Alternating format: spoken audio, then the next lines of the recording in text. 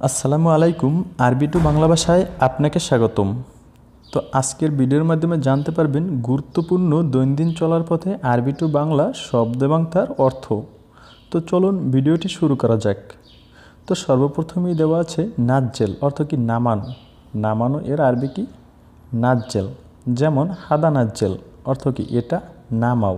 হাদা অর্থ এটা, নাজ্জেল অর্থ নামাও অথবা নামানো, যাই হোক একই কথা।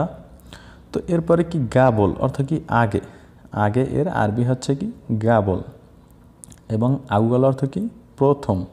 দেখেন এই আউয়াল অর্থ কিন্তু আগে বলা হয় বা ব্যবহার করে অনেকেই বলে থাকে এই প্রথম বা আগে একই কথা বলতে গেলে, কিন্তু এই আউয়াল অর্থ আগে বলে থাকি আমরা, যেটা সৌদি আঞ্চলিক ভাষায় আর কি।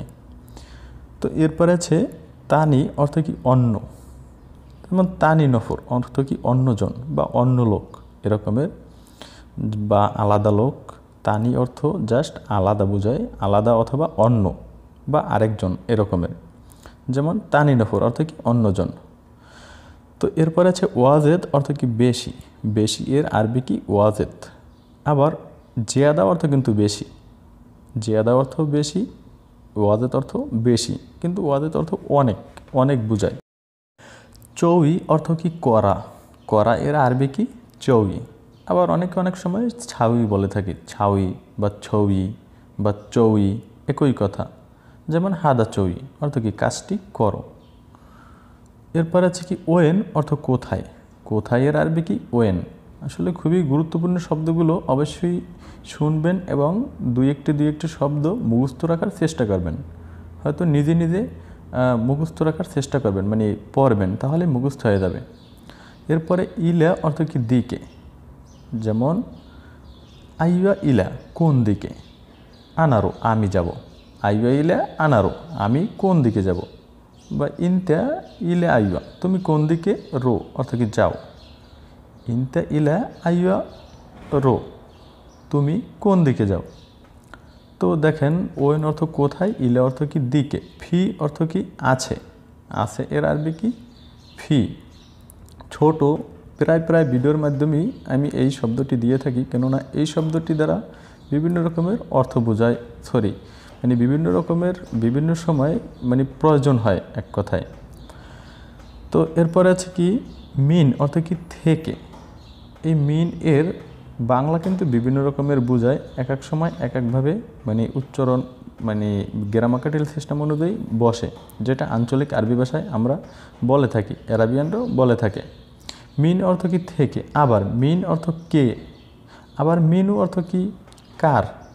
কার বা কে বা থেকে।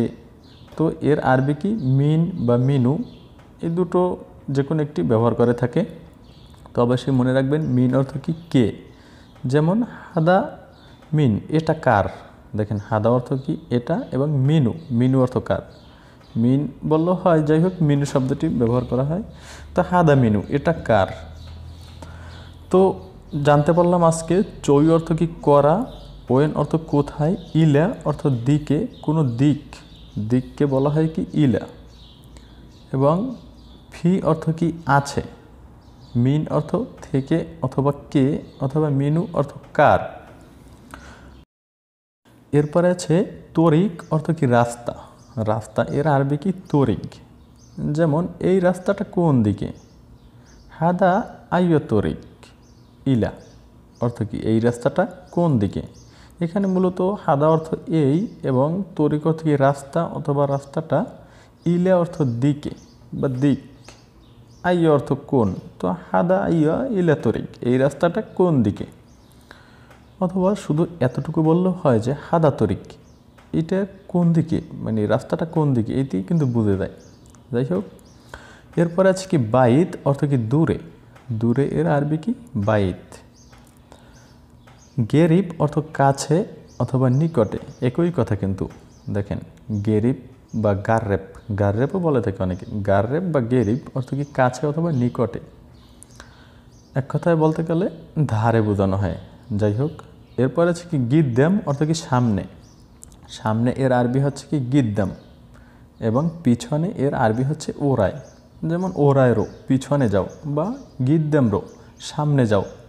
খুবই কিন্তু গুরুত্বপূর্ণ শব্দ দুটি মনে রাখবেন। গিদ্দাম অর্থ সামনে, ওরায় অর্থ পিছনে, এবং গেরিব অর্থ কাছে, বাইত অর্থ দূরে, তরিক অর্থ রাস্তা। তো আজকের মতো এই পর্যন্তই। ভিডিওটি যদি ভালো লেগে থাকে অবশ্যই একটি লাইক আশা করব, এবং আপনি যদি নতুন হয়ে থাকেন চ্যানেলটি সাবস্ক্রাইব করে আপনার নতুন কোনো প্রবাসী বন্ধুকে শেয়ার করে দিয়ে দেখার সুযোগ করে দিন। ধন্যবাদ, ভালো থাকুন, সুস্থ থাকুন, আল্লাহ হাফেজ। এরপরে আছে ওয়াকগেফ অর্থ কি দাঁড়ানো। দেখেন, যেমন ইনতে ওয়াকগেফ, তুমি দাঁড়াও। এই দাঁড়াও এর আরবি কি ওয়াকগেফ। মনে রাখবেন ওয়াকগেফ এর বাংলা হচ্ছে কি দাঁড়ানো।